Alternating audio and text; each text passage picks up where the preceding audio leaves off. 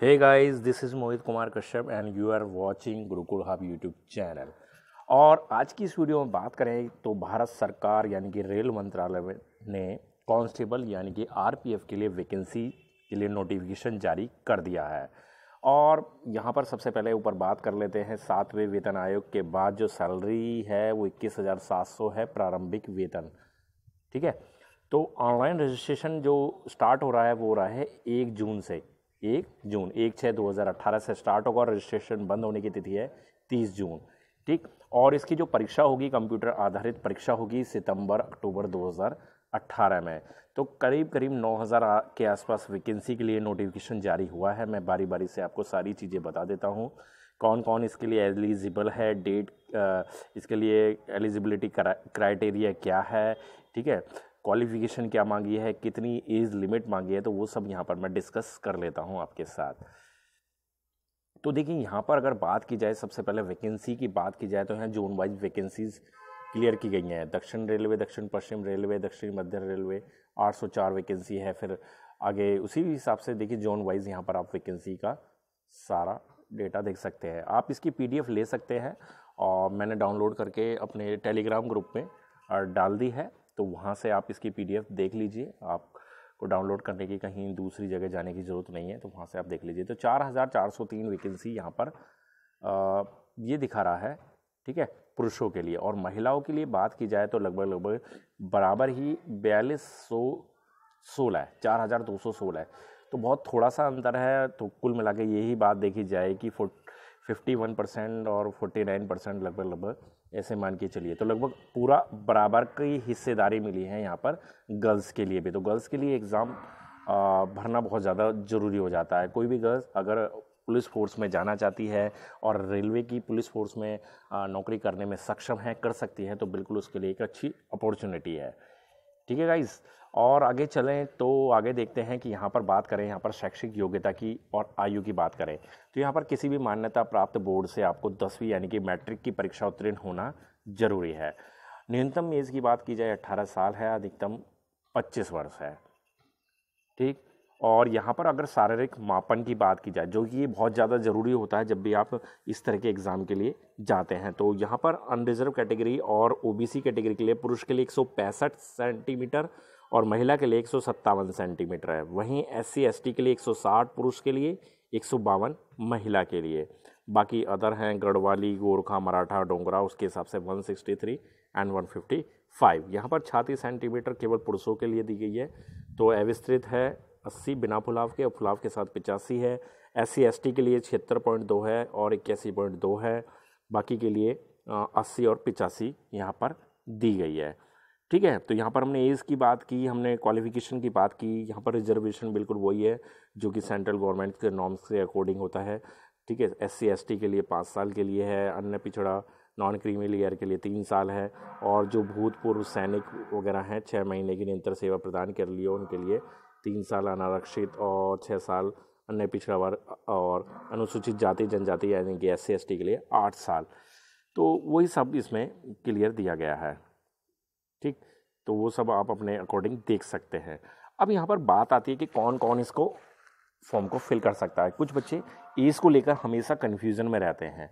ठीक है, एज को लेकर स्टूडेंट्स के माइंड में कन्फ्यूज़न रहता है मिनिमम और मैक्सिमम एज के लिए। तो यहाँ पर अगर उच्चतम सीमा की बात की जाए, ठीक है, मैक्सिमम एज की यहाँ पर बात की जाए तो यहाँ पर साफ तरह से दिया हुआ है अनरिजर्व कैटेगरी के लिए, अनारक्षित के लिए, कि 2/7/1993 से पहले का जन्म नहीं होना चाहिए। और वहाँ पर जो न्यूनतम सीमा है 1 जुलाई 2000, यानी कि 2/7/1993 से 1 जुलाई 2000 के बीच में एज होनी चाहिए। अब आपकी डेट ऑफ बर्थ चेक कर लीजिए क्या इन दोनों के बीच में है।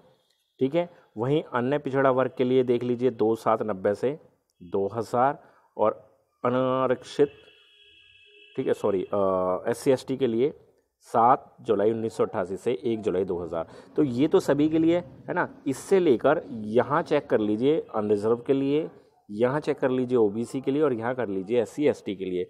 तो आप देखिए क्या इन दोनों डेटों के बीच में आपकी एज आ रही है। अगर आ रही है तो आप इस फॉर्म को अप्लाई कर लेंगे।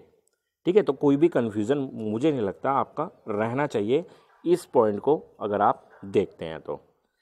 ठीक है गाइस, तो चलिए, और शुल्क की बात की जाए तो 500 रुपये है, ठीक है, जिसमें 400 रुपये वापस कर दिए जाएंगे, सेम कंडीशन जैसे पहले थी।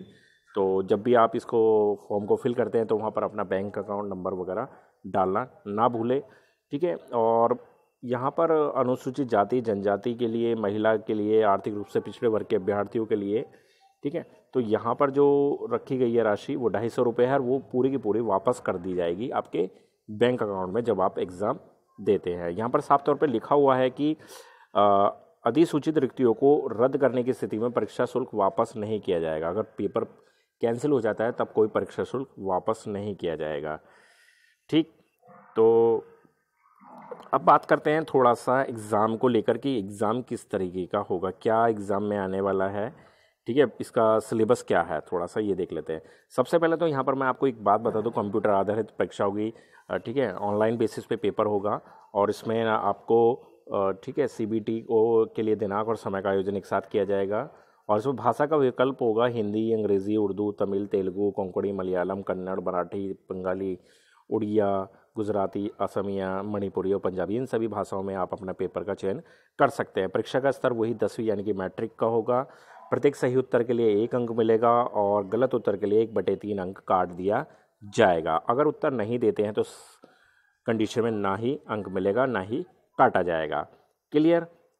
चलिए आगे अगर बात करें पेपर की, तो पेपर होगा, कुल अवधि होगी 90 मिनट की, यानी कि 1.5 घंटे का टाइम आपको मिलने वाला है। ठीक है, 1.5 घंटे का टाइम मिलेगा। 120 क्वेश्चन आपको सॉल्व करने के लिए दिए जाएंगे, जिसमें से 50 अंक के सामान्य ज्ञान के क्वेश्चन होंगे, 50 क्वेश्चन। ठीक है, अंक गणित अर्थमेटिक की बात करें 35 क्वेश्चन, 35 अंक। ठीक, और सामान्य बुद्धि एवं तर्क शक्ति की बात की जाए तो 35 क्वेश्चन। ठीक, तो ये 3 चीज़ें आनी है सिंपल।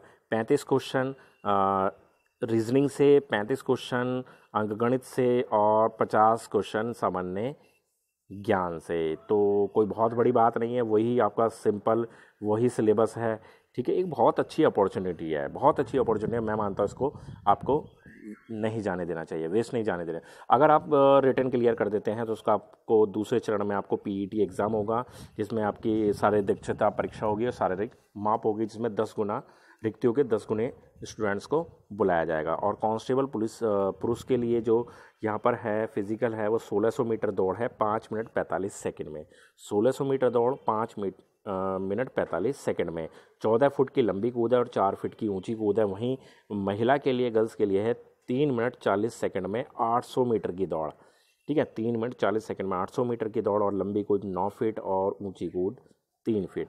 तो ये सब चीज़ें आप थोड़ा सा माइंड में रखें और इसी के हिसाब से अपनी तैयारी को रखें। ठीक है गाइस, तो जितने भी ज़रूरी पॉइंट्स थे इस एग्ज़ाम को लेकर वो सभी मैंने यहाँ पर क्लियर कर दिए हैं।